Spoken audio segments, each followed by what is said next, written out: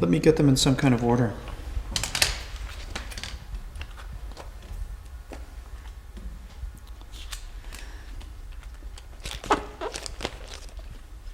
So it's always a process of editing and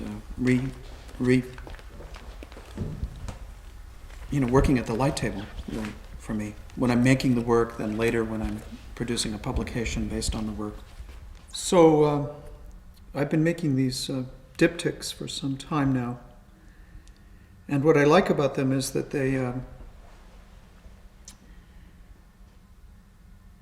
they call attention to the fact that there's always a montage, there's always a relation between images.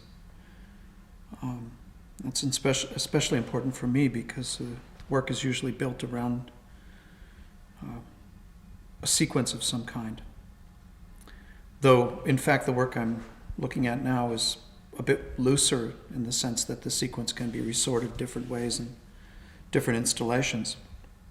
But the way I usually make these diptychs is that they're consecutive frames on medium format film, so that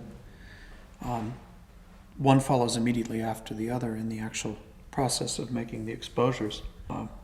Well, it's possible that there might be some time lag, but for example, in this case, I'm standing outside the set of the Titanic in Baja California in northern Mexico, about 80 kilometers south of the American border. And 20th Century Fox has built a huge freshwater filming tank, actually the biggest in the world. And the plan was to make Titanic as the first film and then to make a total of 20 films on this site, taking advantage of cheap Mexican labor. So it's a kind of question of Hollywood sort of crossing the border as a kind of a runaway factory, taking advantage of the inequalities of globalism. And in fact, this set is built next to a little fishing village called Popotla. And if you turn to the south and walk just a few paces, this is what you see. You see these little huts of the people who make a living by fishing and gathering mussels. And so there's a direct spatial adjacency between these two sites, this huge American 20th Century Fox set and this local fishing economy with people gathering mussels and cooking them over open fires. In fact, the town has no running water, so that there's a kind of odd irony to the fact that you have this huge supply of fresh water for the making of the film. And in fact, when the fresh water is flushed out of the tanks, it actually decreases the salinity of the tidal pools where the mussels are gathered from and makes problems for the fishermen. So that in the end, the momentary prosperity that was brought to northern Mexico by the making of the film was sort of brought to a bad ending.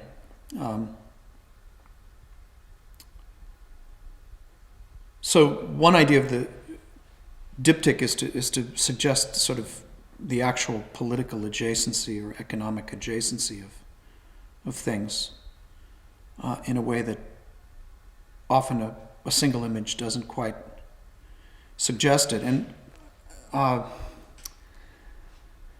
then sometimes it's a question of time, just differences in movements and gestures over time. Here's another one. This is a container factory in Tijuana, also just below the U.S. border in Mexico, owned by the Korean conglomerate Hyundai. It's a pretty big factory. It's got about 1,500 workers. Most of the containers in the world now are made in China. I think about 80% of them. And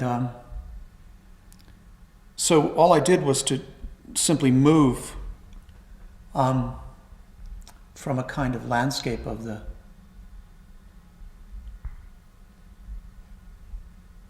factory to the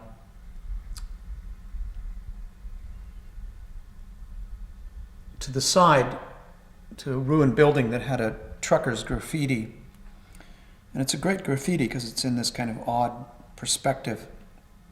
And the trompe-l'oeil really works if you stand at an exact 45-degree angle to the corner, but I photographed it in such a way that you could kind of see the way it bent around the corner as if the truck were kind of making a bad turn, which is sort of what the graphic shows anyway. And it's a very precise image of a truck, a Kenworth refrigerator truck. And then there's this odd name on the top, Chespiro. And what I make out about that is that there's an actor on Mexican television called Chespirito, or Little Shakespeare. So the fantasy here in the graffiti is that the truck driver is Big Shakespeare. And it appears that what the drawing refers to is the smuggling of marijuana from Mazatlan to Tijuana. So it's a kind of gangster fantasy.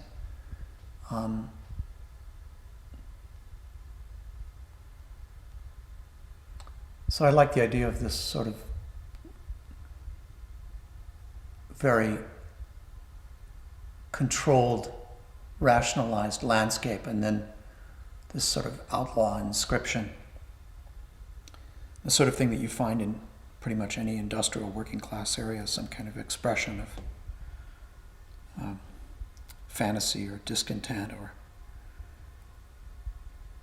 ironical distance from the program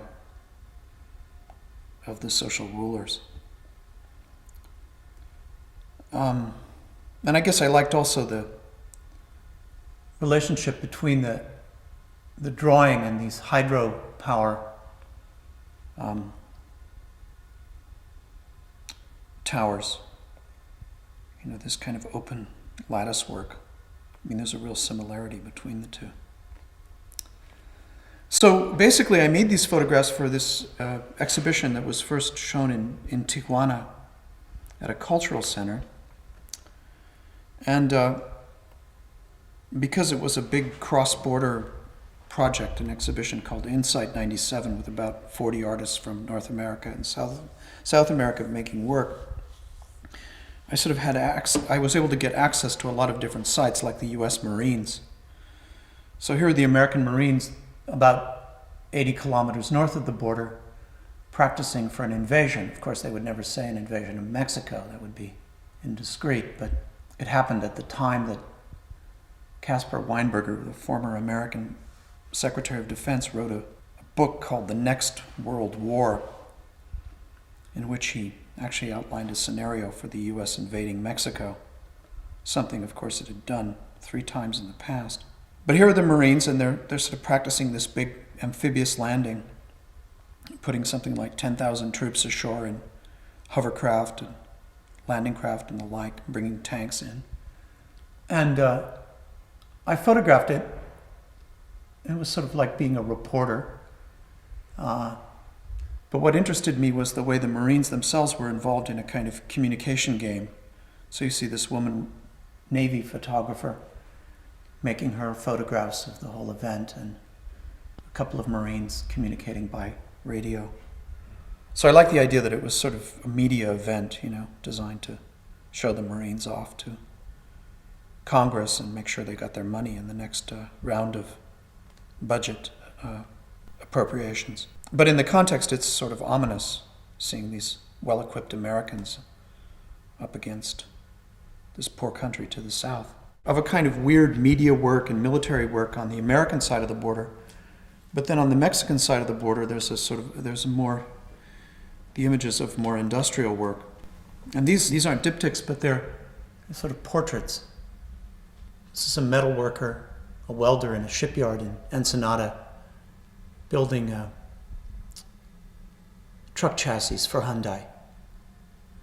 And these workers working for Hyundai subsidiaries are among the most militant workers in northern Mexico now. They're trying to form independent unions and break away from the power of the government-backed unions in Mexico. So it's a little bit like the problem that Solidarity confronted in Poland in 1980.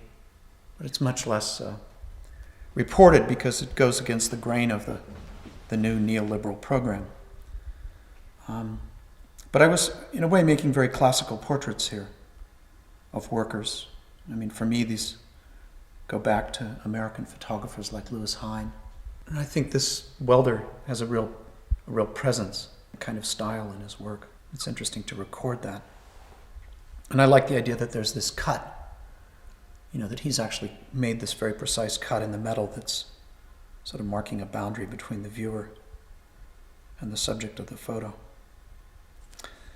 And then related to that, sort of as a kind of paired image with it, though not a diptych, is this image of workers at another Hyundai subsidiary, also metal workers, signing authorizations for an independent union. So what they've done is they've had a meeting after work outside in a kind of a undeveloped industrial area. It's actually the concrete slab of a factory that was never constructed. And they've gathered perhaps 150 people or so, and they're working out the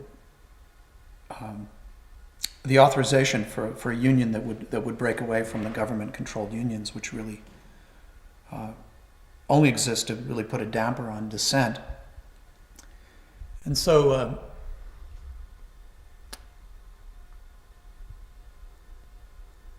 it's sort of an amazing moment in a way. This particular group of workers ended up being defeated later, though others at other companies have continued to fight. And you can see from the corner here that, one of the workers has brought his child. There's this child's shoe. He's holding a young daughter. And I guess what was especially moving was the fact that none of them had pens or pencils to write with, so they were borrowing pens and pencils from a few of the other people who were there in order to sign these authorization papers. And they were at risk of arrest the whole time. But again, there's a kind of posture here of kind of concentration and effort and a certain political energy that interested me. And then back in San Diego, I was photographing people on the street and around the time of this convention. So here's a scavenger kind of chiffonnier.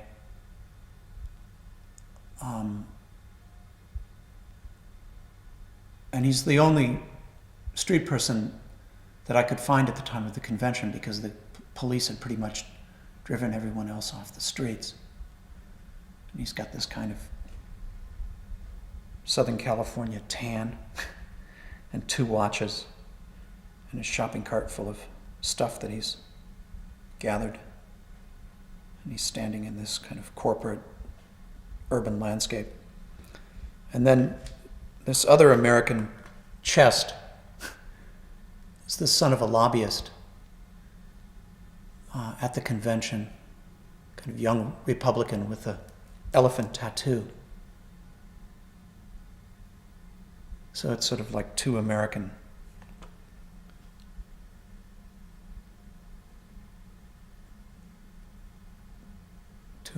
chests. And then back in Mexico, a broken diptych, that is 2 images that I took consecutively, but that I decided to print as individual frames, showing a woman working on a tuna cannery line. And she's checking the labels of the tuna. So in one frame you see her working, and there's next to her a man working, and he's also checking, and he's got a hat that says California Casino. You can see the woman next to her on the line. She's sort of absorbed in the process of work.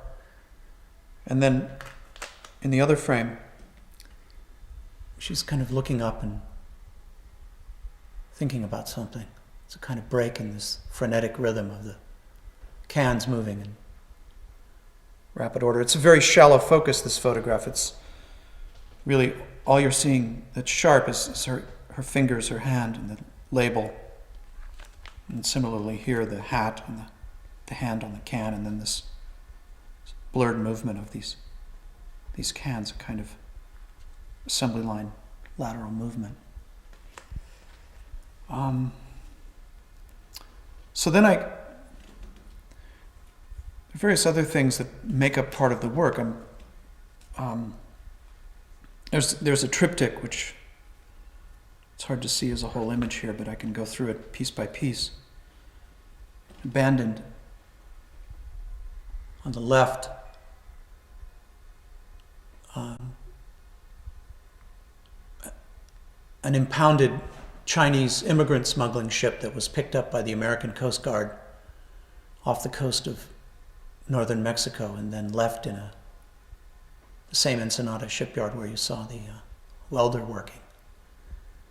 So this is the sort of ruined bridge of that tiny ship that carried maybe 300 people away from China across the Pacific to North America. Another view of the same ship. This would be the center image of the triptych, with this graffiti in Chinese and English, SOS, save our ship. And then underneath in Chinese, everybody in peace. This happy face and this strange caricature of a woman with a very unhappy face. And then next to that, again, this kind of adjacency of things, a Russian fishing boat that was tied up because its owners had gone bankrupt. So it's just stuck there, and the Russian name is Savior. So you've got these two rather dismal-looking ships with strangely hopeful names. And then I went back to the Titanic, and I made this diptych standing on the cliff, facing away from the Pacific Ocean, looking at the set. And simply because of the fact that I couldn't back up anymore, diptych made sense. It's also a kind of joke about the ship breaking in half, I guess. And of course it's sinking into this earthen grave with this strange red plant growing along the edge of the cliff. So for me it was an image that said something about this being a movie that was very dry, had no sense of the real perils of the sea. It's a very terrestrial film. And I like these light stands. They're like little skeletons. It's a bit like Jason and the Argonauts. These little cartoon-like figures walking along the edge of the earthen berm here.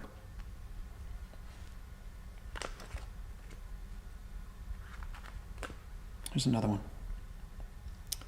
Republican boat ride. I had no press credential at the Republican convention, but I was able to just sort of sneak my way onto some boats that were carrying Republicans around from one party to another in San Diego Harbor. And so I made this photograph.